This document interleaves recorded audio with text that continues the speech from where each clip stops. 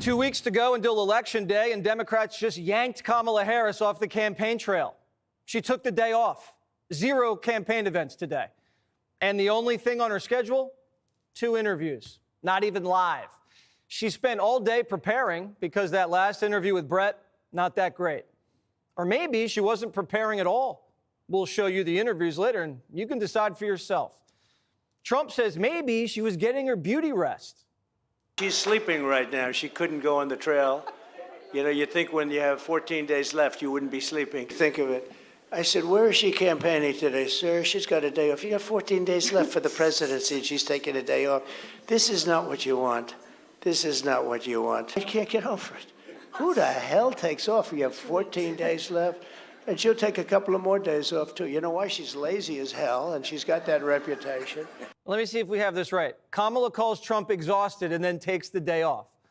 McDonald's, football games, barbershops, town halls, roundtables, rallies. You've seen them. Kamala today didn't talk to a single voter. She stayed home in D.C. And the media is getting nervous. You know, everybody I talk to says, you know, I have to turn off the news. I can't read anything. I'm meditating. I'm doing yoga. I'm so anxious. I just don't even know. I'm eating gummies, all kinds of things, you know. What are you doing? What are you doing? Not eating gummies.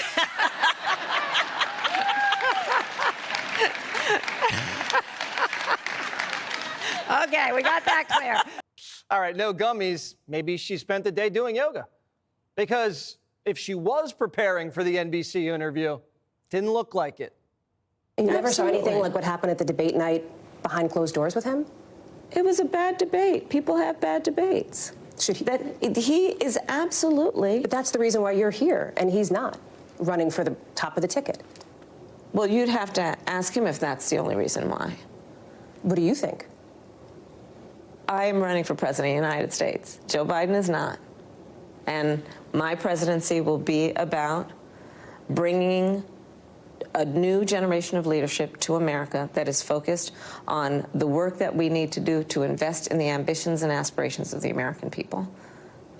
It's a judgment question. That's why I ask. Can the American people trust you in these moments, even when it's maybe uncomfortable for Americans to level with Americans in that way? So that's why I ask. And it sounds like what you're saying is you feel like you never saw anything like that from President Biden. I have worked with Joe Biden, hours and hours and hours over these 4 years, whether it be in the Situation Room or the Oval Office.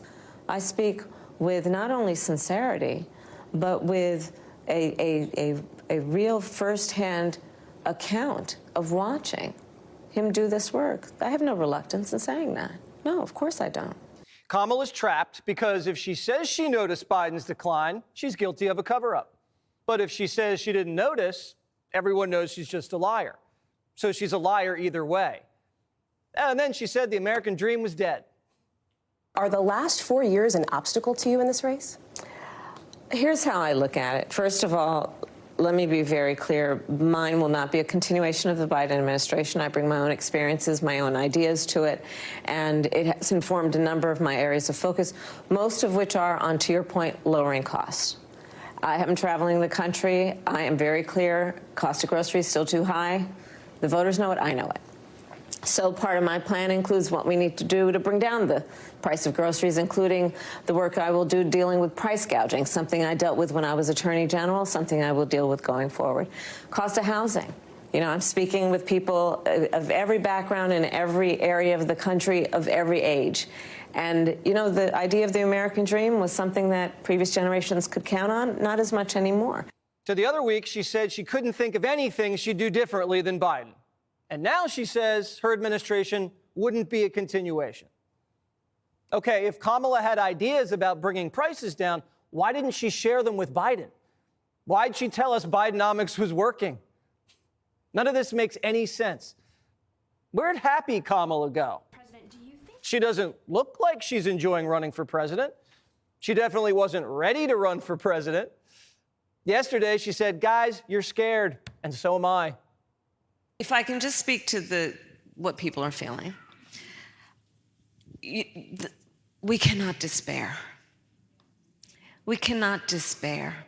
And I say do not despair because in a democracy, as long as we can keep it in our democracy, the people, every individual has the power to make a decision about what this will be. And so let's not feel powerless.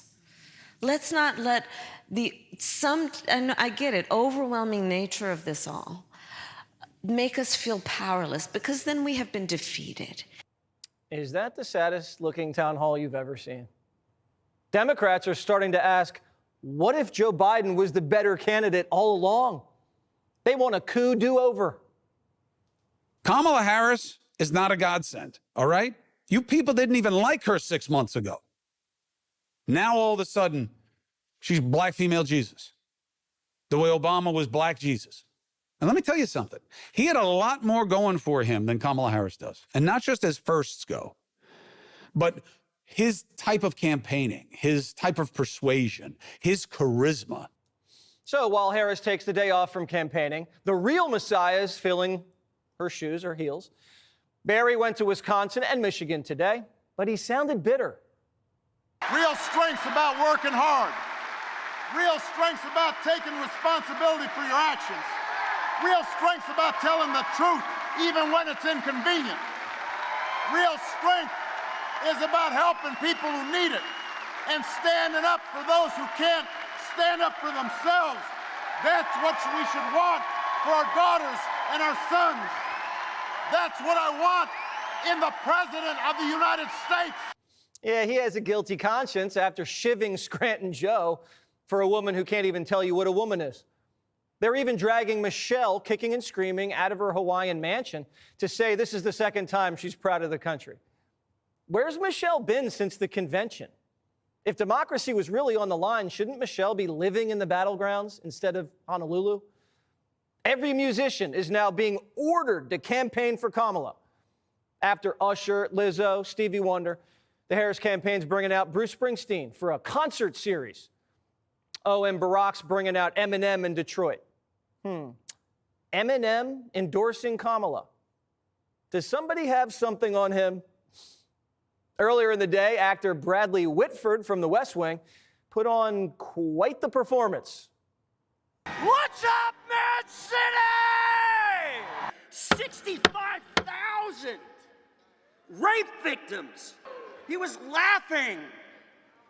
He was laughing. Misogyny is at the reptilian brainstem of white Christian nationalism.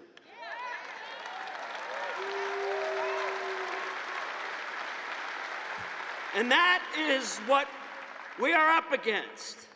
What's next? Is he going to yank his pinky off and light it like a cigarette? And how lucky are we? How lucky are we to have Kamala Harris and Tim Walz? If things are so great under the Biden-Harris administration, so great that it should continue, why is everybody so angry? Why isn't it morning in America again? The Harris campaign's running out of ideas and time. According to CNN, their closing strategy is to count on Trump making outlandish claims. Yeah, you can count on that. But that's a strategy? That has nothing to do with Kamala Harris or the American people, for that matter. That's like asking Danica Patrick, how are you going to win the Daytona 500? And she says, I'm hoping the guy in the lead crashes. Oh, if that doesn't work, Biden has a better idea. Thinks he has a right under the Supreme Court ruling on immunity to be able, if need be, if it was the case, to actually physically eliminate, shoot, kill someone who he believes to be a threat to him. I mean, so I know this sounds bizarre. It sounds like if I said this 5 years ago, you'd lock me up. We got to lock him up. Now we know he's definitely sabotaging her. Click here to subscribe to the Fox News YouTube page to catch our hottest interviews and most compelling analysis. You won't get it anywhere else.